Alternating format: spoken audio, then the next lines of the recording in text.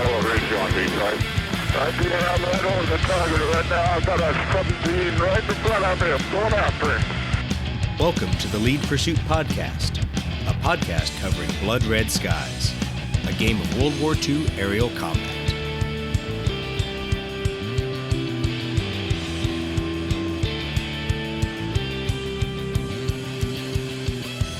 Welcome back, everybody. I'm not sure what episode this is. I think we're up to like 28. We're getting close to 30. Anyway, tonight, we are talking about tactics. I've got Doug. Say hi, Doug. Hey, how's it going, guys? And we have Chris. It looks like he's in the quarantine zone. Yes, I am. My governor shut us down. We're all stuck at home now, right?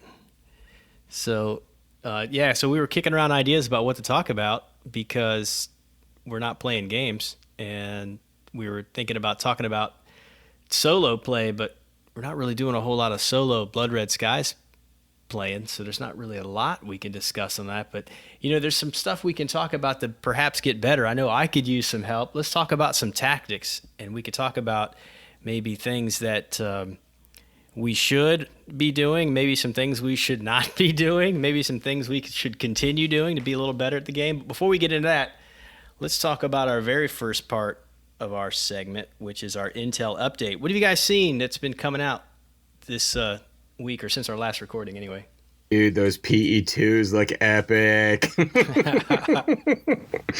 Oh man, I sent a picture of Tyrone Biggums doing the crack scratch on his neck to John Russell today, and I said, "Hey man, you got any of them PE2s and that new ace in your pocket?" And he sent me back. The pusher says soon. So they're on their way. They look gorgeous from it. I've got some PE2s that I got from Dave, and they're really good, but those look really just amazing.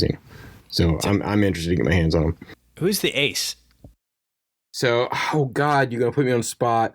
It was an ace. I didn't even know who she was, but yeah, it's a female ace, which I'm glad they're following that. But I'll have to look it up real quick. You're our resident Russian expert. I don't even know what a PE2 is, man. I'm so unfamiliar with a lot of their aircraft. It looks like a twin engine, like a heavy fighter, I guess. No, PE2 is kind of like a fighter bomber. So think about it kind of like in the Ju-87 kind of class. So it's a multi-seat crew, but it was basically their primary short range, actually limited range, lightweight kind of bomber. So it was a step up from the IL-2. It didn't have the guns to engage ground targets. So right there in that kind of like Ju-87, Ju-88 role. So which is kind of interesting. They're pairing it with the Ju-88 because that's probably a pretty close comparison on what it was designed for. Yeah, it's actually pretty interesting to see the design of the aircraft, the things that differed, because I didn't even realize this about the PE2, and it's one of those things that now I want to research to find out if it's urban legend or true, was that it actually didn't have well-balanced control surfaces. So it took a heck of a lot of strength to pull it off the ground in a sense. So you couldn't just let it fly away because it had such a low climb ratio. But the problem was they found when they had a large number of the women flying, they had a hard time because they were not large, bulky. Regardless of what you may think of Russian women, they were not large, bulky Russian women. And it actually, they had at times the navigators assisting them pulling back to get it airborne off the short runways. Yeah, I can imagine that. I mean, it looks like a big clunky thing, but it's very Russian in its design, without a doubt. It's a utilitarian, big giant mallet to hit a nail kind of thing. I got to hear you say it, that it's Soviet Russia. In Soviet Russia, plane crash you. Yeah, you don't fly the plane. Actually, PET fly you. Yeah, pretty much. Or PE2. That's awesome. I'm happy to see the Ju-88s. I'm guessing they're going to be the new resins. The last Ju-88s I did from, I think John sent me some. I don't know that they were in production anymore. He found some when he went to England, and he graciously sent me some. And they were the Zvezda models, which were cool, but I think these are going to be a lot better because they're not going to be as, funky to put together. And, they were a little wonky because you have to assemble little bits and bobs, and the detail wasn't great. I was happy to have them, don't get me wrong, and I've already painted them. I'm happy about that. But it'll be nice to have what I would presume to be a little easier to get started painting models, and maybe ones that have a bit more detail than those old Zvezda models. So cool, glad to have them. I'll grab some, I'm sure. I can give a lot of reasons to need them, right? Once I get through with all the other stuff I'm painting. Yeah, I'm just going to say Stalingrad and maybe North Africa. I think. I don't know. Absolutely. Yeah, there were some pretty cool color schemes. I like those desert color schemes, and not many of them were in that kind of desert color scheme for the Malta stuff we've been doing, but certainly in the Western Desert, they were all super, sand colored and some other really interesting kind of desert schemes that you don't see anywhere else. So that'll be fun. So anything else you guys have been seeing out there? So a couple things I saw the guys from the UK asking about markers and chits and some things again. And I wish I could remember the name of the Etsy store. I'll think about it here in a second. But they kind of were going out asking for everybody's inputs on things they'd like to see in acrylic. And their style of stuff is very different than what you see from Just Lasered or even what you see from Litco. So, I think it's an opportunity for everyone in the Ready Room to kind of engage and say, hey, here's what we'd love to see. You guys take your artistic bent on it and see what you guys can crank out and what kind of cool things can get generated. I saw you posted on Facebook the sample set that all the colors and stuff we picked for the airstrike markers. Yeah. You want to say anything about all that? Well, yeah. So and it's kind of funny if I had to typify the three different acrylic producers, we've kind of got the guys from By the Same Token. That's the Etsy store in the UK. And I would say they're like the royalty. They're like very, very artisanal, crafted acrylic out there, and it's handcrafted and it's lovely. Really, you should make it an heirloom. But it looks really beautiful. Then you probably down there you have Litco, who's been doing some projects in the U.S. with us, and they have really good quality stuff. But to me, it's very America. We got lots of it. We got all kinds of options, and you can get it in one of 27 different colors. America. So there's a wide variety of cool things we've done with them. And then what we just showed this last time was our work with Just Lasered, who, if I had to typify him, he would be a British Cockney coal worker from the 1800s. Oi, what have you got there? Is it cheap? Is it good? Does it do the job? Absolutely, let's get it. And so his stuff, we've just agreed on the colors for. He's ready to crank them out. It will be good and cheap, and I think it'll really give people what they need, the markers to get out there and to have some terrain, have some airstrike counters for laden, for flak markers, all kinds of crazy stuff, and at an awesome price. Because if I can say one thing about Mel at Just Lasered, he cuts you a good deal. I don't know how he's making any money on any of the acrylic he's doing. Maybe it's just a hobby to him, but he will give you a very good deal on all those things. Yeah, I'm looking forward to getting some games in with some of those new markers and stuff after we've picked the colors and stuff. I think the last few airstrike games we played, we were using the chits and stuff right out of the box set, which is cool, but it'd be nice to see those new markers and start to use like the terrain markers and all that stuff. We didn't really get to that level in our last airstrike game. So yeah, absolutely. So I'm excited because, we've partnered with Litco, so all of our U.S. listeners who are like, hey, how do I get a copy of something cheaply from the UK? Well, don't worry, we'll have the ones from Litco, and assuming we're not all in lockdown and people can still cut and mail acrylic, we will have some of that, and Litco will either have it on their website or available through Amazon or things like that. So there's a lot of options out there for all these pieces and some pretty cool, unique things. That's cool. You see anything out there, Chris, besides PE2s? No, I mean, other than the PE2s, that's the one thing I've really been looking at, and it's Maria Delina is the ace for the PE2s. That's what I was feverishly looking at because I was like kicking myself. I was like, how do you not remember that? But I'd never heard of her, so I'm going to do a deep dive history-wise on her probably tomorrow. So you lie. You're going to Wikipedia, and that's it. No, I'll go deeper than that. I have all of the Black Cross Red Star books here, so trust me, it'll be a deep dive. Well, it's funny when like I said, I didn't know much about that airframe, but just looking at it from the release, I thought, what is that? Is that a heavy fighter? Is that some kind of bomber or whatever? Anyway, and then you said ace, and I was like, how the hell does one get an ace status in an aircraft like that? But then I remembered, there's a whole ace book for the JU-88s, and I haven't gotten that book, but I've seen it, so I know that. I guess somehow it happened. I don't know if they're counting like ships that were sunk or Yeah, that would be an interesting question to ask somebody what they were determining for an ace. I mean, I know with Hans Rudels, they just, like Hans Rudel, they just counted, how many things he just thrown on the ground.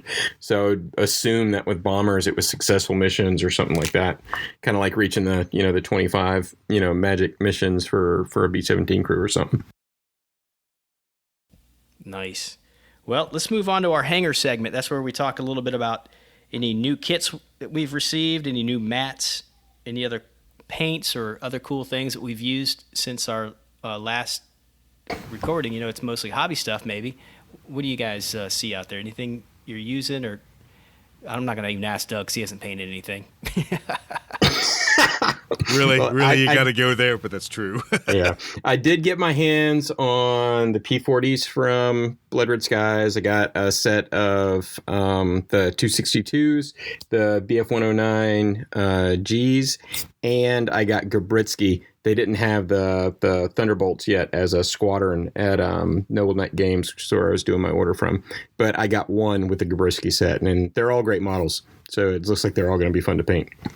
Ooh, nice. I'm kind of jealous, but I have a big stack of resin I got to get through before I commit to placing another order. Doug, did you order something?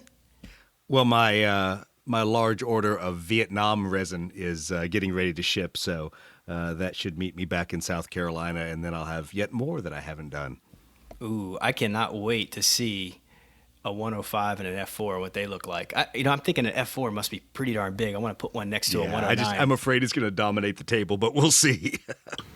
Yeah, speaking of, we've all been talking about documentaries lately, and now you guys are talking about Vietnam. And I know me and Brett and Brett's watching it right now, and I just finished the Netflix 10-part series on Vietnam, which if you haven't watched it, watch it. That's one of the best documentaries out there. Each episode, I think, is about an hour and a half, 2 hours long, but amazing footage that I had never seen. But there's another documentary on Netflix that I just found yesterday that I was watching while cooking called The Hun, which is about the Super Sabre.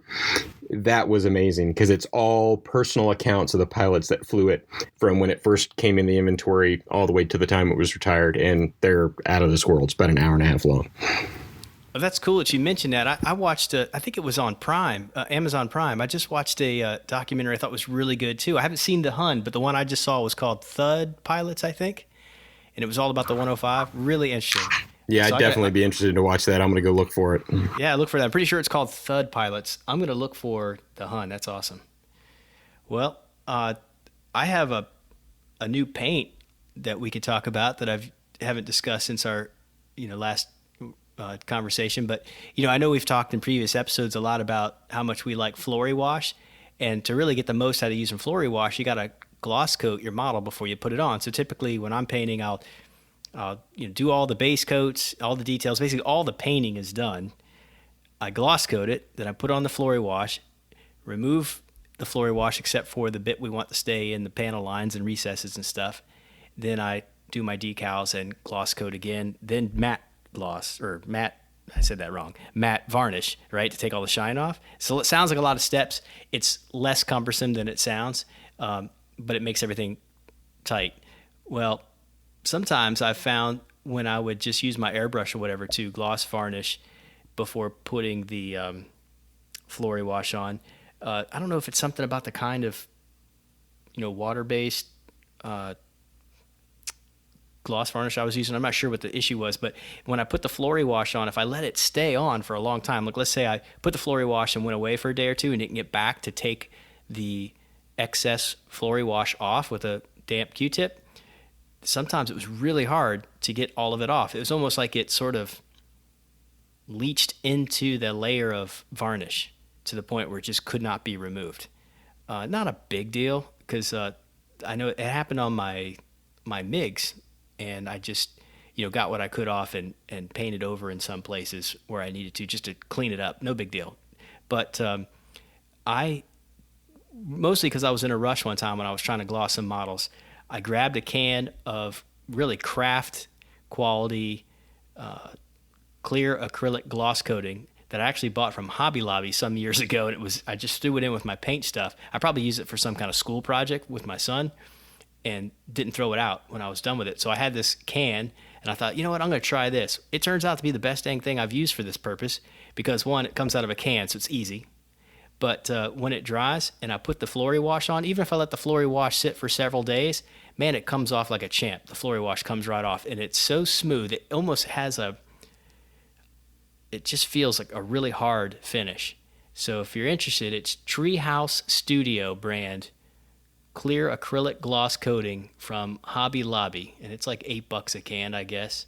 I'll add that to our links of stuff. But I like it. I give it a big thumbs up if you're going to do your gloss coating. I've used it before doing the Flory Wash, and I've used it after putting my decals, and I've had zero issues with it. It's been super easy to use and super smooth. Good stuff. Yeah, I wonder if it might have something to do with the fact that I know I've gotten so sold on the AK stuff just by the classes I've been taking, and I haven't been using them for the kind of purposes of doing what we're doing with Flory Wash. It might just be that I'm so used to using, out of the acrylic based gloss varnishes that it's just an alcohol based varnish, or alcohol or thinner based varnish. And that might have something to do with it. The fact that it's a different type of paint than the Flory Wash technically is. You know what I'm saying? Sometimes if you use an acrylic based base coat and then you do something that's got a thinner base application to it,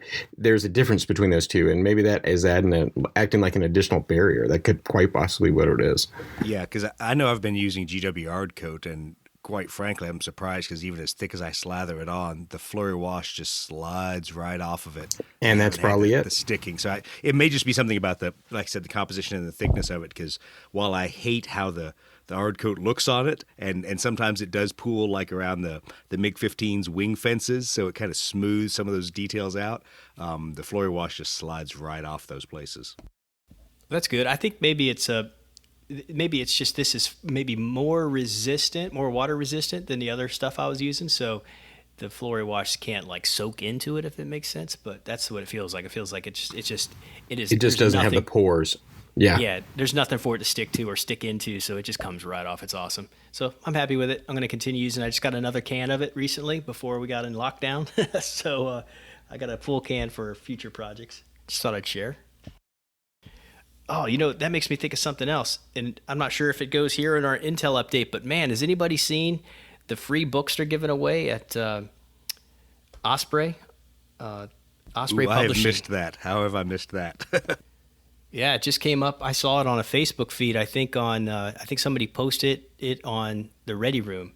And if you go to, let's see, I might have the link here. If you go to Osprey, and they have this thing going on. It's got kind of a pretty cool little paragraph saying, "Look, we know we're all in lockdown, and to make things easier on you, catching up on your reading, we'll give you something to keep yourself busy." What they're doing is every week for the next several weeks, they're giving away as many as 5 books each week, and they give you a little promo code, and you get the ebook, the e-version of any of the 5 books. I think somebody even said that they got all 5, but you can go on, order the books, and they'll send them to you. And they cover a whole variety of different military history interests, but the one that's up there for this week that's maybe most related to what we're doing is Yak 1 versus ME 109. It's Eastern Front 41 to 42. So yeah, have you cool. ever looked at any of their what I call the Versus series? I've got that one, the Yak versus BF 109. It's a good book. It is. I think it's pretty cool because it really boils down a lot of the information from the ACES books or the individual aircraft books and kind of puts it in a frame of reference that you care about for the game, because it talks about, hey, this aircraft was kind of hard to see out of but was really maneuverable, and then it kind of throws some anecdotes in there that go with those characteristics. So I've always enjoyed those. I don't have that one, so maybe I'll go over to ospreypublishing.com and pick that up. I really like the tearaways they do on the aircraft and that series of books that they don't do in so many other ones. So you kind of get Ospreys. It's just a really good diagram of how the plane was put together, where the guns were, how the guns were mounted, that type of stuff, where the cannon storage was. And I really enjoyed just seeing that. I found the link. It's at ospreypublishing.com/blog/free_ebooks_week_1. You go to there, and it's got all the info. I think that needs to be on the website as soon as we're done. Yeah, okay. Yeah, we can pull it from Ready Room and just put it on our page too. It's a good idea. Yep.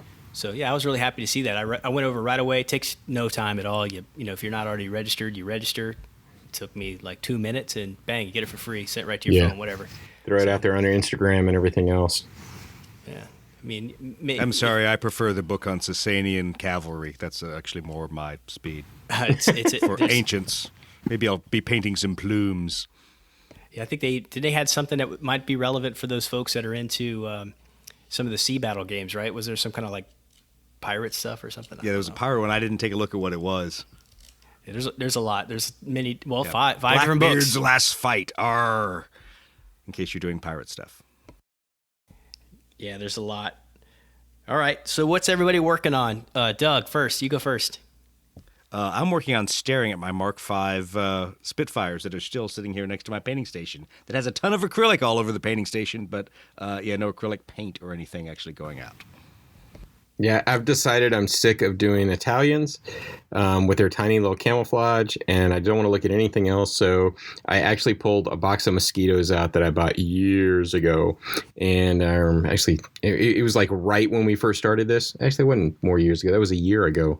So, God, it feels like a long time. But I bought a year ago when we first got into the game and had not touched because I didn't do RAF and I jumped into the Russian stuff. So I think I'm going to get those painted. I get some cool. Mine are primed. I'm gonna get to them and I'm gonna get those painted up. I've got some cool decals from Kevin, right, Kevin? Nice work.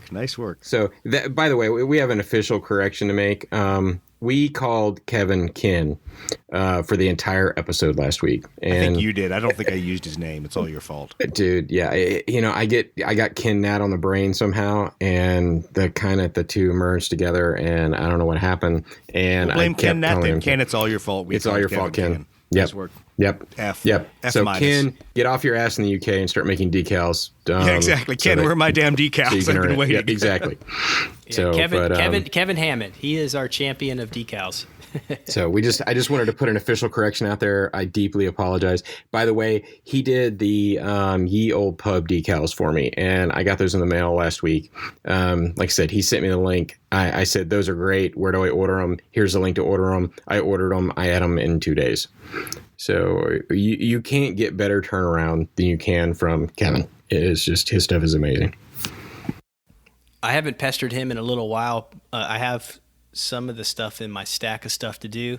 I already have he's already done the work for me on the decals, but I have some HE-111s for Stalingrad that I'm going to have to bug him about once I get through those B-29s. I think that'll be my next piece. So I'll call him up and say, hey, can we do this? He's already told me he could do it. It's not a big deal. But anyway, he is a real champion. He can make that stuff happen so fast. So that's cool. Dude, I'm still working. Literally, he sent me an email and said, hey, I'm working on the Ye Old Pub decals right now. Do you want one with the German, or would you prefer that I did a decal that had some of the other planes that flew with Ye Old Pub, which I had no idea who they were. But I said, yeah, that sounds great. And he went out there, and on the decal sheet, there's 2 other airplanes that flew with Ye Old Pub that have the accurate names, numbers, and everything on the decal sheets. I mean, the dude's just awesome. He did that in a day. Yeah, he can't be beat. It's pretty awesome. So in case our listeners don't already understand this, Doug is really our expert when it comes to really game mechanics in general. I mean, he's really got a lot of expertise when it comes to... He can't paint, but he'll whip your ass on the tabletop. Yeah, well... Yeah, I'm sorry. Any trophies given out for painting at the last Blood Red Skies tournament? Oh, wait, no, they didn't. Okay, thank you very much. Well, I don't even mean just like he's a really good player on the table, which he is, but I mean, you just have a lot of skill when it comes to understanding game mechanics and how things, should work and do work and putting them all together. 20 years of talking with his hands, and then 5 years of talking with his hands that English is a second language for the pilots. Well, so yes. that's why he is so good at being a piloty guy.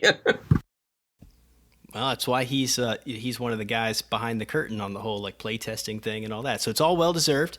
And so I'm going to probably ask, Chris and I will likely ask Doug a lot of the questions and get his tutelage, if you will, maybe for your benefit if you're a listener. So that's the whole purpose for this I was telling Doug when we were chatting back and forth before the recording that, I don't know what I don't know. So I'm not sure what to even ask, to be honest with you. But I know there's some things that I've gotten slightly better at it. Maybe we can kind of go down that road for perhaps the new player, that there are certain things I think even I can recognize are probably a better way to start off. Maybe some pitfalls to avoid, some things to do, to try to do, and then some things to continue doing if you're already doing them, like I mentioned before. So let's start out by talking about element spacing. And like at deployment, you got to put your airplanes on the table, but as soon as they start moving, they can do different things. I know when I first started playing, I had a tendency to keep them in pretty little finger four formations or something, or keep my planes wingtip to wingtip as I flew them across the table. Tell me, Doug, why that's probably not the best way to start, at least. Well, what I'll tell you is that you really have to base it off of what you think your airplane and your opponent's airplane are going to do. If your opponent is, I'll call him the Blood Red Skies 40K player, he's going to tee up all their planes and they're going to run them straight at you. They're going to attempt to fly behind you, burn advantage, turn around and tail you.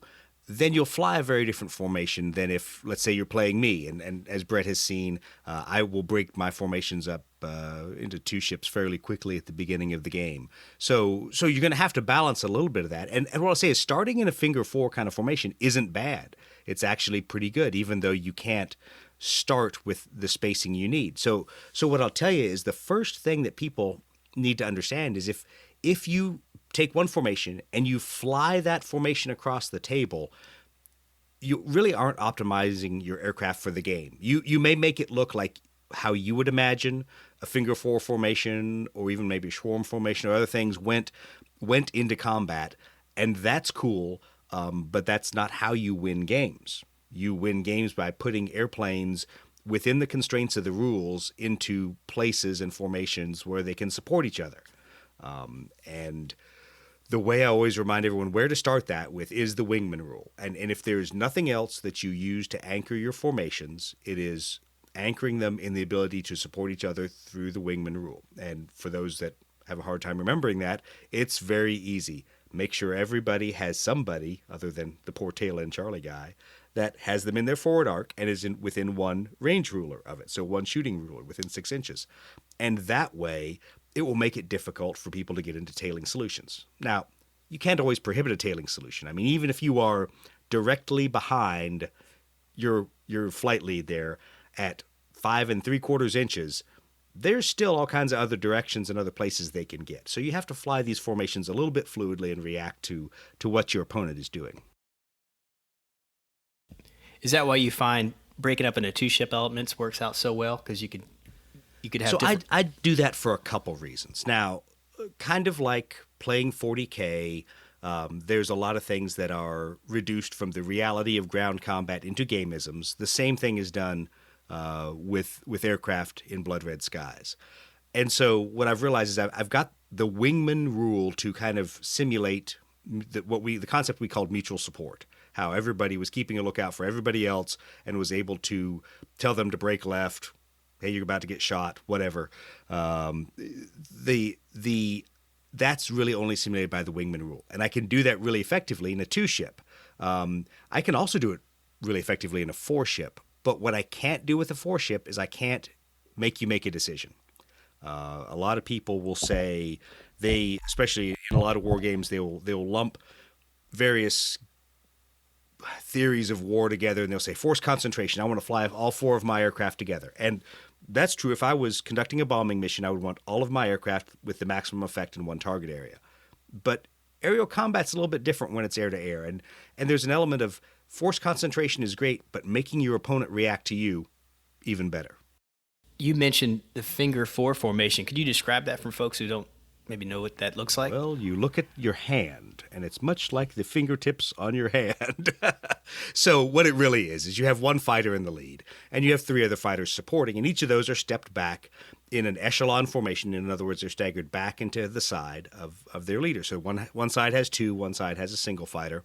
And if you are flying it in the constraints of the game, I don't really care how far apart you fly this. We can argue until we're blue in the face about how far you should fly it to be the perfect finger four in game terms. But when you do that, you now have 2 airplanes supporting the lead, and one of your wingmen on one side has another aircraft supporting him. So that way you've now made the enemy have to work to get into a rear tailing solution on those fighters. So if you put all your planes on a table and you connected the dots, you would draw like a chevron that points in a direction of flight. You draw a weighted chevron. Yes, it would be Yeah. weighted with more aircraft on one side than the other, but it would be very much a V shape. That's cool. So that explains a little bit about, starting off spacing and the tailing thing, which seems to me like that's the hardest thing I'm trying to figure out is keeping that, maintaining that as the game progresses and things devolve, I guess, as we get going. But there's some basic things that I think after several games I learned not to do too much. Things like head-on shots. Why would head-on shots maybe not be such a great choice for a new player? So head-on shots are bad for two reasons. One, you're giving an opportunity for the enemy to rack up a boom chit on you. It's simply in exchange for you getting a boom chit. Unless he is already disadvantaged, and it's an opportunity to turn that into a shoot down. So even if he still gets his shot, which he will, even if you shoot him down, and he gives you a boom chit, you might only make one extra boom chit out of this. So especially if it's a head-on shot against a neutral aircraft, in my balancing of risk versus reward, I don't think it's worth it. If he's disadvantaged, maybe there's a case for that, but be very careful because you might miss and he still gets to shoot back, and now he's going to shoot at you, possibly give you a boom chit, and possibly knock you down a level in your advantage. So a lot of people use it as an early on maneuver, and I think you're giving a lot of advantage to the enemy and giving him extra opportunities to wear you down by making that head-on shot against whoever happens to be at a lower advantage state than you. Chris, this is probably a good chance to get you in here on this. When you've played, is there something that you recall being just confusing or frustrating that maybe Doug has some insight on? He's seen us do some foolish stuff on the table, I'm sure. Well, the biggest thing that Doug always, it was the wingman rule, and he already covered it. But I was doing a really poor job when I was coming across of thinking of everything as somebody's always got to be defending somebody else's six. Doug, when I played him the second time, I noticed that when he would bring elements across the board, he wasn't just focusing on how he was going to get advantage on my aircraft. He was focusing on where he could move to this turn to be covering his own guys and also be in a position to jump on something the next turn. And that was something I slowly started picking up as we were playing when we were down at your house last time. Yeah, and that's one of those difficult concepts to think about, is because we tend to, when we play Blood Red Skies, and I've been victim of it too, that we get out there and we get a single aircraft into a position where they can burn advantage and either immediately be tailing or at least have a shot, and by golly, I want to take it. And as we would say in aviation, that's all balls, dick, and no forehead. In other words, you are just charging out there and you're not thinking at all. You cannot do that in Blood Red Skies. Well, you can, and you will get shot down because you will fly and you will take a shot opportunity, even tailing, and you'll miss. Brett probably saw a number of guys during our demo games at Coastal Con get frustrated when the dice would just turn against them during situations like that. They're like, I've got you, I've tailed you, and I missed. What are you talking about? I bought new dice because I couldn't roll a 6. Exactly. I started, just so everyone knows, I started feeling so bad for the players that would take the starter set dice away from them and give them my dice. I'm like, here, please take some RAF dice. I realize you're playing the Luftwaffe. Or take some American dice. I realize you're playing the Japanese. But it's you have to understand that you should really only take that opportunity to shoot when you can continue the follow-on fight. So there's two lines of thinking in modern basic fighter maneuvers. I will, rather than giving everyone the vast, painful lecture, I will condense it down to two things that people always have to remember. Is you always fight a sustainable fight. So you're fighting not to necessarily immediately take a shot. You're fighting for multiple shot opportunities. So I'm going to position my aircraft to where not only can I tail you this turn, but I'm going to tail you this turn. Even if you move your minimum and I now move my minimum, I can start off and shoot you again next turn, and only then will I move and be outside of a shooting solution. So you really want to set up multiple shot opportunities for each burning of advantage or each time you give up some opportunity. But then I'll also say there's a saying, you in the modern parlance of making what we would call energy excursions, kind of like burning advantage in the game, you do that for one of two reasons: to make an attempt at a shot or to deny an attempt at a shot. And a lot of times people forget that. They forget, they just kind of want to turn out of the enemy's arc. And the fact is, if he didn't tail you and if he didn't put you immediately down to disadvantage where you can't burn advantage, it might be worth burning advantage and running 180 degrees the other direction, simply because you better have a wingman there that is going to cause that opposing fighter, that bandit, to not want to burn advantage and follow you. If you don't, he'll burn advantage and he'll follow you and you'll die. But it's one of those thought processes that you may want to get used to burning advantage to dive towards another wingman. And I know I did this to you, Brett, and I know it frustrated the hell out of you because I saw it happen a couple times where I would, especially with F-86s and MiGs with faster aircraft, I would burn advantage and turn and run back to be right within the wingman arc of another fighter. And people look at that and they go, what am I going to do? I can't get to a tailing solution on that guy. There were a few instances where I thought I was doing such a great job. Like everything I'd laid out was like, oh, it's coming together perfectly. And then I realized what I was tailing was my own aircraft. Or yeah, well, there is like that. I've even been guilty of doing that. I'm like, yes, I got the perfect maneuver, and wait, that's a silver MiG, not a silver Sabre. Shit. I know I'll be going back and listening to this part of our recording because I see kind of light coming through a distant keyhole when it comes to this concept, but I'm not there yet. So, but I know that there's hope that I'll get it eventually. I just need to get several more games in, and guess what? I'm guessing playing is a way to get better, right? Get lots of reps in, right? And guys, that's the thing I have to remind everyone is that if everybody goes out there and even if you don't have an opportunity to play across the table. So one of the reasons why, in my estimation, I think I do better playing MiG Alley against you, Brett, who actually played MiGs more often against me than I had until we went to Coastal Con, was I spent a lot of time just pushing Sabres and MiGs around the table by myself, just to see how they maneuvered. And to see really what's the effect of rough ride. How many shots am I going to miss on any given engagement if I have 4 MiGs and 4 Sabres?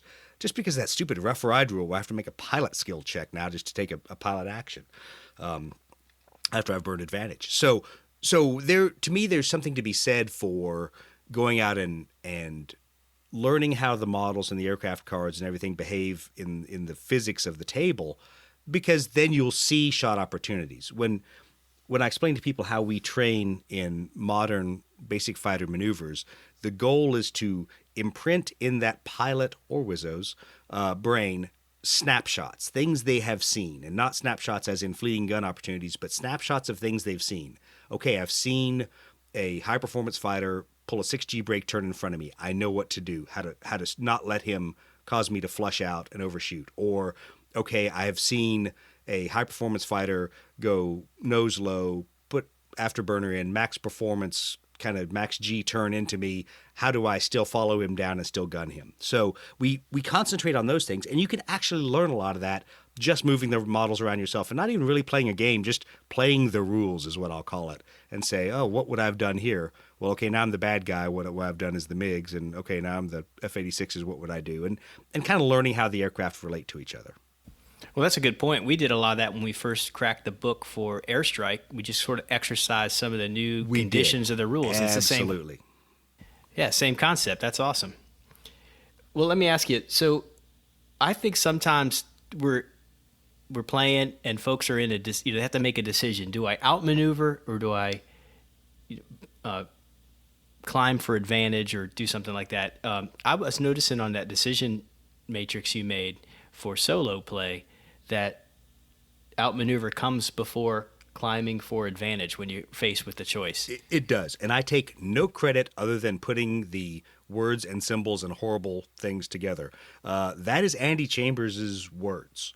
And that, I laugh because I may make fun of him, never to his face because I want him to keep sending me stuff. But no, I may make fun of him for being a simulator pilot and not having flown in the real world. But he has an understanding, and you see it in that flow chart that he gave us the words to, that you understand what your priorities are. And your priorities are not necessarily to being in the most advantageous position. Your priorities are putting the bandit into the least advantageous position. So let me read from the good book for you all. And no, I'm not reading the Bible. I didn't suddenly get religion here. This is from Fighter Combat Tactics and Maneuvering. And I'm going to read two separate sections here. Just to put this in perspective, that very question you asked me. So there's a quote from Randy Duke Cunningham in here that says, "Why let rank lead when ability can do it better?" So let's think about that for a second in the formations we fly. In other words, put your aces or your experienced pilots where they need to be, which may not always be in the front. And then as they talk about a Navy tactic called the loose deuce, and that really came up in Vietnam, and it was a evolution of the thatch weave. And if people don't know what the thatch weave is, we can go back and talk about that another day. But the point is, when using two fighters out there, the fighter tactics books, when discussing 2 versus 1 maneuvering, two friendly fighters, 1 bandit, it talks about the fact that the engaged fighter, which is the poor guy who ends up turning with that bandit, that guy sets up the kill by forcing or inducing the bogey to maneuver predictably, thereby making it easier for the free fighter, his buddy who's just hanging out waiting to shoot, to position for a shot. This is exactly the role of the engaged fighter in defensive situations, as discussed, blah, blah, blah, and it carries this philosophy into the offensive also. So the point is, you should always have an opportunity to outmaneuver, and you should use that as your going-in gambit. And where, Brett, you probably saw me use it against you, is there were times that the first aircraft flying past you might not have been the ace, but he was of a higher skill than one of the other guys close to him. So you might have had a pilot skill 2 and a pilot skill 3. I made sure I brought that pilot skill 3 closest to the pilot skill 2 so I could outmaneuver him. And did it mean that I didn't climb for advantage or didn't get a shot? Absolutely. But it meant somebody else could now shoot that pilot skill 2 because he wasn't advantaged. He was neutral or disadvantaged because I'd outmaneuvered him. Yeah, one of the things I fail to remember often is that once you change that advantage state, they're going to go later. So then that's how you set the next. Oh yeah, and that happens to me at all the worst times, right? When I'll sit there and I will be, getting ready, putting my dice together, blowing on them, making them feel lucky, and somebody will simply outmaneuver the guy that was supposed to go next, that I was all excited to use. And now he is a disadvantaged 3 instead of a neutral 3. And I'm like, well, I guess he's just going to flow out of the fight. Well, here's something I've seen you do. I've seen you purposefully fly your aircraft off the table when the scenario Abso-fucking-lutely. Yeah, tell me why that's a good tactic sometimes. So let me start this and not answer your question. I'm going to be a politician here. So I'm going to answer your question with a question. What scenario do you usually play, Brett? Fighter sweep, maybe? So I think that's one of the big differences is some people play dogfight. Some fewer number of people play fighter sweep. Probably an even fewer number of people play bounced. What I will tell you is if you want to get good at this game and all you play is dogfight, you will never get good at this game. You have to play each one of the other scenarios. First of all, because if you play bounced, you have to learn how to come back from a really crappy position. Or else, like I will, you'll lose the game quickly and you'll just say, hey, Brett, let's play that again because I just lost. So you'll learn how to come back from a crappy situation. And you'll also play with different board edge rules. So the rules between dogfight and the rules between fighter sweep and bounced are all very different for leaving the board. And in some cases, it's kind of advantageous to take the risk, especially if you're a disadvantaged fighter and you say, okay, worst case, I'm going home in fighter sweep. Worst case, I'm going home and not accumulating any more boom chits to the squadron. Best case, I'm coming back in high cover. So I'm just out of the fight for a turn, and then I come back with advantage. So there's a lot of things to understand about that. Get you kind of a do-over. You're not getting shot at when you're not on the table, right? Exactly. So you'll also notice that to lead up to that, I tend to bracket. And so now I'm going to lose every game I play at Adepticon 2021 or the next Coastal Con because everybody's going to know my tactic. But I always drive to the board edges, regardless of the scenario. The scenario may say that you die instantaneously when you leave the board edge. I'm still going to drive to the board edge. And why is that? Because if I'm in a scenario where I can leave the board, it gives me options. And more importantly, it puts all of you people I'm trying to kill in one part of the map. I don't have to decide, well, am I turning left or am I turning right? I'm not going in between a bunch of enemy fighters. All the enemy fighters are one way, so there's only one way I need to turn. And that's a principle of multi-aircraft engaged maneuvering that is written in blood. That's something that I'm starting to pick up on. I find myself when I'm in two scenarios where I'm flying the board edge a lot more. One's when I'm flying my 110s, which are sort of vulnerable anyway, and the other one is Big Alley, which I think we'll get to in a little bit. But before we talk about multi-engine and maybe other versions of the game, let me ask you a couple more things about the basic box. Clouds, any relevance for tactics when you have clouds? Yeah, always know where your clouds are and never touch a cloud unless you intended to. It is the great equalizer, literally, because it makes everybody neutral. But what I will say is you really need to use those clouds to your advantage. And thankfully, the errata and the FAQ have made it now so you can't just hang out in the clouds. I know early on we used to do that, and that gets extremely frustrating. It doesn't really simulate air combat very well. It's a little bit of gamesmanship. But the fact is, be intentional when you use the clouds, know why you're using them, and understand that it's really only a temporary fix. It's getting you back to a neutral state as you leave that cloud so you can do something with the advantage you've just gained. Because if you're flying into a cloud, getting back to neutral, and then think you're going to extend and get out of the fight, somebody else is going to pop out of a cloud and be in a tailing position on you pretty quick.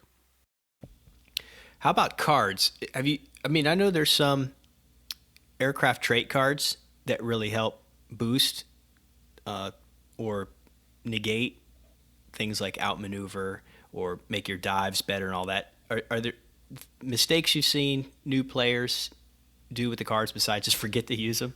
Well, I was going to say that it's the mistake that I always make is forget to use them. And I think Open Play Deck helps that a lot. I think it also helps you from not being a card hoarder like I've been, and I have failed miserably trying to hold on to an ace card that I didn't use. Maybe some people will say, hey, that's part of the game. You should play it that way.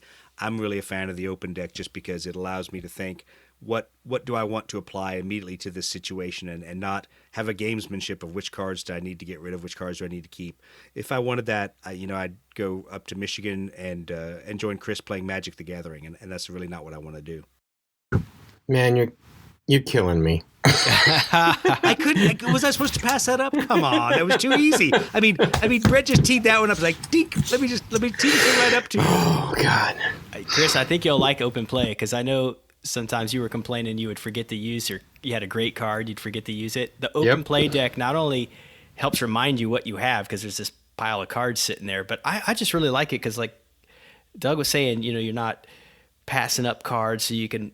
I don't know, I just like it a lot better, and maybe that's because I'm still new at the game, but I really I found think it it fun allows too. you to optimize the traits for the mission at hand. So if you are an aircraft with 2 traits, you still only have half as many as the total aircraft on the board. So if you have 6 ME-109s, you've got 3 of each trait there. But if you're a single trait aircraft like the Spitfire, I've got 6 tight turn cards, so I know I'm using that every time. And if that's what I need to do, I'm playing tight turn, not thinking, oh, do I ditch this theater card or this doctrine card to make sure I have enough tight turns. I'm really beginning to have an even greater appreciation for the card mechanic because, when we first started playing, I think we might have played even without cards just to get the, mechanics down. Absolutely. It's a great way to start, right? But as you get a little more comfortable with the game, man, the card mechanic is awesome because you might have a trait that allows you to completely upset somebody's fantastic plan they have because now all of a sudden it does. they're not. And there are some of those Blue Falcon cards out there. And if you don't know why I call them a Blue Falcon, then you just need to go look that up. But Buddy's only half a word. Exactly. Buddy's just half the word. There are some true Blue Falcon cards out there between the tactics between the theater and the doctrine cards. And I'll be honest, part of the fun is playing that card that may be sitting right there in front where everybody sees it, but you're like, oh, no, you didn't. And you play that card, and the guy takes a pilot check, takes a maneuver check, fails it miserably and looks at you like I'm going to take your little planes and turn them into little resin dust. But that to me is part of the game, making the uncertainty happen. I don't know if it makes me a bad person, but I find those to be about the most satisfying cards to play. And It's the diplomacy theory. I tell people that for a game with 0 production values, basically a map of Europe and wooden blocks, diplomacy is the most fun game I have ever played. And why is it? Because you can absolutely fuck your buddy over and you get rewarded for it. And I always tell the story of my happiest moment playing diplomacy was watching one of my friends. His girlfriend was also playing a different country. I think she backstabbed 3 different players in one turn, including her boyfriend, and just the sheer look of, you can't do that, honey, on his face. And yes, she did, as she invaded. So it was that I tend to like a little bit of that uncertainty in games myself. I think that's why I hate Rough Ride, because it's sort of like that, but I do it to It's myself. self-induced. Exactly. It's self-induced stupidity. Well, so far, everything we've been talking about has been, right from the basic box set. Is there anything, since we're talking about Rough Ride, anything that tactics-wise is unique for Mig Alley when you consider the speed of the aircraft and that kind of stuff? Well, speed is one thing, and I won't really address that because I don't think that is as much of a player in what you need to think about doing as I call it the glass ceiling, the hold down, whatever you want to refer to it. It's the bubble that flies around with a jet that other people can't climb for advantage with. And that is a key concept to think about and to use every time you decide, am I going to extend out of this fight? Am I going to stick around? Am I going to stick around and try to shoot the other aircraft? Because sometimes you just want to stick around within 9 inches to make sure they don't climb for advantage. And you don't necessarily need to be in a position to shoot them, because my point is I'm not shooting you this turn. I am holding you down and keeping you from climbing up so that my other aircraft, who is advantaged or more advantaged than you, can come in and shoot you. That effect works against other Jet 1 aircraft as well, right? Absolutely. So it works against, you have to be of a higher jet generation to climb for advantage as a pilot action against one of those jets. So if you're a poor prop plane, everybody is dog humping you at that point. If you're a Jet 1, the Jet 2 people, other Jet 1s and Jet 2s are holding you down. And then if you're a Jet 2, your fellow Jet 2s are holding you down. I really like Mig Alley, and I find it a lot of fun. I know we've played several games of it. The only thing that would make it more fun is if you'd actually play some F-84s. I don't need to take a bicycle to a motorcycle race. No, maybe, I really don't. They should targets everywhere. Yeah, they should exactly. Be the ones, targets up. Well, the F-84 should come out when we have B-29s at least. Well, and so maybe I say this not trying to be Mr. Pie in the Sky, believe that it's gonna work out, but maybe that will work. And I think that the next time we all get together and we're not quarantined, we might ought to proxy in some of these Korea-era Jet 1s aircraft to see if they can be that final line of defense as they kind of were. They were that jet that was just going to go ahead and throw itself at the MiGs, and in most cases was really ineffective because it just couldn't turn, climb, maneuver, do anything with the MiG. But maybe it'll be a speed bump on the way to the B-29s. Yeah, that sounds good. Because those 86s will be in high cover anyway. They pretty much took my lunch money. Well, so I think if we simulate that, we're going to have to change how we do the initial deployment. I think a lot of your F-86s are going to have to be up in high cover, and there's going to have to be a little narrative flair to this, that it's not just everybody teeing up, running at each other, but the MiGs are going to have to be in everybody's chili before you put the F-86s in, or otherwise it's going to be no fun. We were talking about the board edge. Do you find the board edge is especially relevant in Mig Alley games?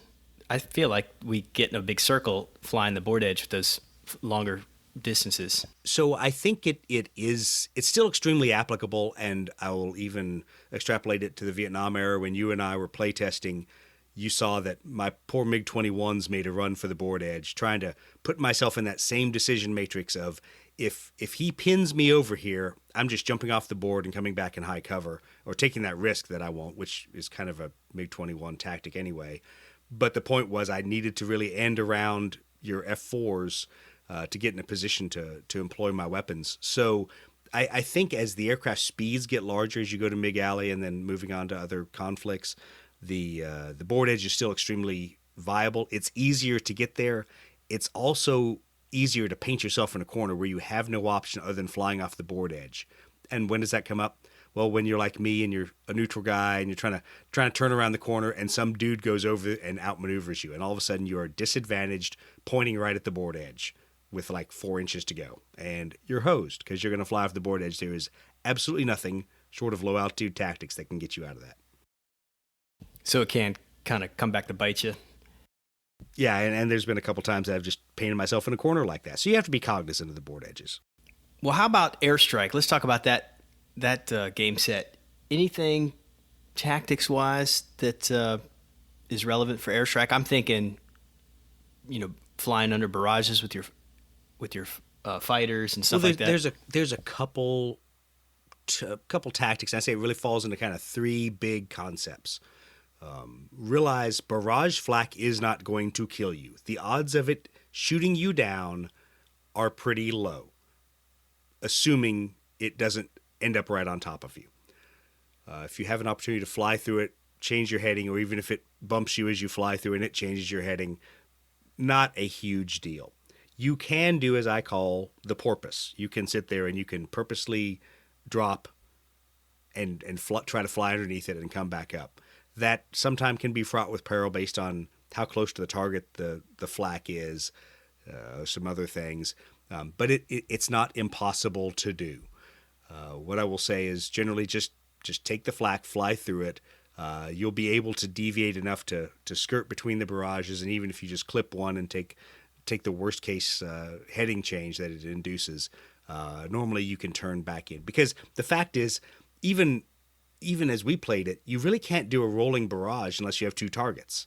Because it doesn't matter how many barrages you get, they all have to be placed and removed and go away for a turn and come back, after being gone from a turn. They have to be at least, I believe, 6 inches from a enemy aircraft. So you can't really just drop them on people. It isn't like an apocalyptic blast marker in 40K. You can't do that in this game. There's very specific airstrike rules about how far apart they have to be. So it really is a nuisance, more than a wall of lead that you're flying through. It's the light flak that'll really eat your lunch when you get low enough. That's the one that to me is a weird odds game. So if there's only like 2 points of light flak, okay, whatever. I don't care. I'll take it. Big deal. You get up to 4 points of light flak, or sometimes when you put the additive cards on there, you might get more than 4 points. You might get 6 points. That's pretty good odds they're going to hurt you. And oh, by the way, if you're already disadvantaged down there doing a strafing run or something, you're pretty much done. And then if you're neutral and it hits you and it knocks you down to disadvantage, then guess what? Now you're meat for whatever fighters are out there. Well, you mentioned multiple targets. I remember the few games we played where there were multiple targets. You really have to decide with your bomber stream. You're not going to do a whole lot of damage to more than one target. It's not likely in a single game that you're going to even destroy a target. So if your victory conditions require you to get a certain amount of damage on that target, it seemed like we found you had to pick your one place and just go there with those bombers. And that's where I'll draw the line. That yes, see, there's an example of force concentration is extremely important in that point. Pick a target, make it successful, and there's a little bit of math hammer that has to go in there, and you have to kind of look at it and say, all right, I've got 3 aircraft, and they're all 3 engines making whatever that is, 4 dice per attack, 3 dice per attack. Here's what I think my odds are, and here's how many hits I need to get to destroy the target, or here's how many VP I'll get if I just do area hits to it. And then really decide, do I have a reserve? And I'll be honest, most of the scenarios, if you fly right out of airstrike, you don't have a reserve. You have maybe, 3 engine bombers. You might have 3 2-engine bombers. You might have 6 single engines. You just don't have the ability to do multiple waves or to split your forces. So if you have multiple targets for whatever scenario, hopefully you also have multiple waves to attack it, or an ability to really bring a significant amount of firepower to bear against it.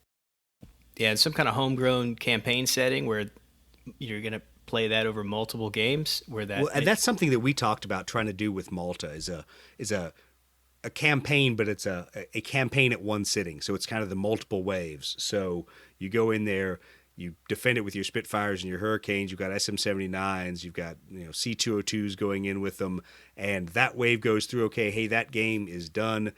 Everybody else resets except for the targets. So the targets are still damaged. Maybe you bring up different fighters. Maybe you change out your pilot skill. Maybe there's some mechanic you've built there to simulate these guys going back and either switching pilots, rearming the aircraft, getting them back out.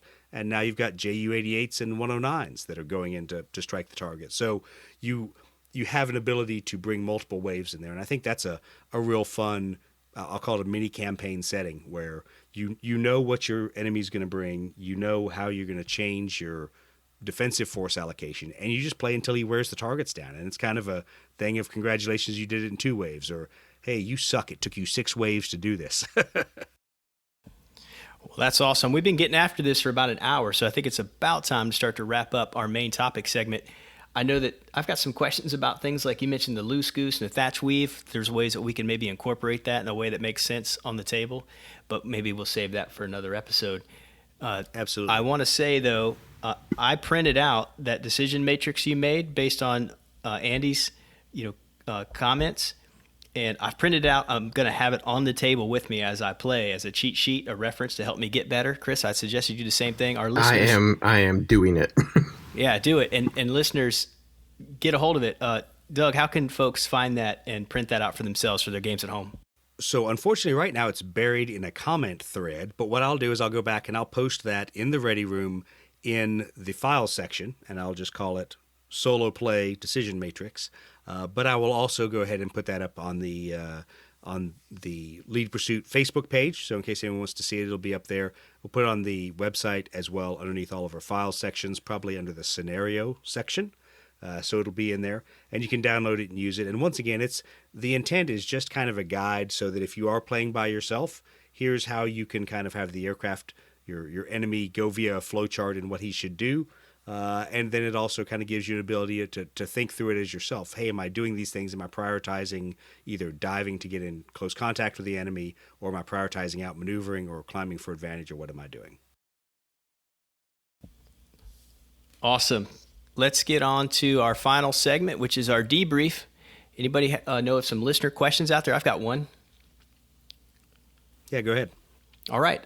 I saw maybe today, actually, on Ready Room, I believe, somebody was asking questions again about what scale would be appropriate for ship targets. And I think somebody was asking if 1 to 200 would be a good scale. And I think, guys, that is way, way too big. Way too big. Yeah, way, way too big. I mean, although I will say John Russell's 1/200 scale carrier model is going to be beautiful, but it's gonna be huge to take up the whole table. Yeah, for practical, frequent games, I think 1 to 700 might be about the biggest you'd want to go. Is that about the scale of the ship game? I'm sorry, not the big ship game, but the skirmish game. Forgive me, Cruel Seas. Gosh, I was struggling to remember it. That's 1 to 700. Cruel Seas. I don't remember is it 1 to 300 or 1 to 700. I forget. I probably should play the game. I'm a terrible Warlord supporter if I haven't played the game. But yeah, I think for small ships you could do something in the 1 to 700, 1 to 900th level. And Brett, you know the scale that we've kind of chosen for a lot of our stuff. Yeah, I posted that in the comments. Somebody suggested 1 to 700 might be good. I think that's probably good, and I think you can find, at least for some of the bigger, more notable warships, waterline models that you can build. I'm not sure Absolutely. what the new game that's out now that we talked about on our last episode. I don't recall what Victory that at Sea, I believe, is 1/1800th. Yeah, I see, believe. So that's it's slightly larger than some of the ones we have, and about the same size as some others. Yeah, that's a good scale. We have 1 to 2400. I think it's really good. I mean, I'll be the stickler for accuracy and say, sure, I need something really tiny out there, but like everything else, it's a compromise between, I need a reasonably sized airplane and a reasonably sized ship so that I can enjoy the game and I'm not moving a little head of a pin to go bomb the bottom of a pin somewhere. So I think those are good scales. Yeah, and 1 to 2400 means an aircraft carrier from World War II is going to be about 5 inches long. And if you think of the airstrike target cards that come in the PDF or the book you get, are probably about 3x5 size cards. I don't have it right in front of me, so I'm just kind of going off memory. But it's something that takes approximately the same amount of space on the table if you're looking for a 3-dimensional target. that doesn't hog up the whole board, and you can still do measurements from without it being kind of. I think we talked about this. You don't want the potential for it to be overly gamey. You know what I mean? Where somebody could exploit the target and that kind of thing. Yeah, we've had that discussion where if you have a carrier that takes up the entire board edge, then there's really not much challenge to the torpedo bombers other than they just have to get there. It's a exercise in blowing through all the fighters, surviving the flak, and getting within 6 inches of the board edge so they can shoot their torpedoes. And that may be enough of a balance for you that you say, okay, then I'll play with a big carrier, and that's fine. I enjoy the fact that you use a smaller carrier, and now I have that ability to fly kind of an offset pattern. I'm going to offset away from the fighters, see how long I can keep them away from the bombers, and then let the torpedo bombers roll in and make the torpedo runs. Well, we'll get plenty of chances when we get together again to play with some of those carriers in 1 to 2400. I have a couple painted up for. I have the Midway carriers. I have a carrier from Malta, so that'll be fun. We'll get to put our money where our mouth is, but I think we'll be in good shape because, like I said, I think they're about the size of the cards that are printed that are designed from the book that fill that role, if you will. We just kind of opted for something that looks cooler on the table than a card. So yeah, that's my answer to that. I would say 1 to 200, certainly way too big. Now that we talk about it, maybe 1 to 700 is a little crazy large too. But any other questions you guys have seen? Use what's, to me, I always tell people, use what looks cool on the table. And what fits what you want to do. I mean, guys have said, can I use 1 2/85th scale armor? Sure, absolutely. I mean, it's certainly going to be really big on the table, but I also can look down and go, hey, that's Panzer IV down there, instead of, hey, that's 3 little small lead blocks on a piece of acrylic. I now actually know what kinds of vehicles I'm bombing. That's cool. The whole airstrike thing, even though we've just played a few rudimentary games with it, I cannot wait to play more and more of that because it just adds it just adds so much more dimension to it. So anyway, my 2 cents, but you start getting into the targets and all that stuff. It's going to be awesome. All right, brother. Well, it was good talking with you. Thanks for sharing some of your expertise. I feel like I'm just a little bit better just from the conversation we had. And man, I really need to make the time to just play, like you said, move some of the models around on my own, do a little solo play to nug some of that stuff out and just get a little better. And then, of course, soon we'll get the chance to play real. Absolutely. Look forward to whipping your ass again across the table. All right. It'll be good.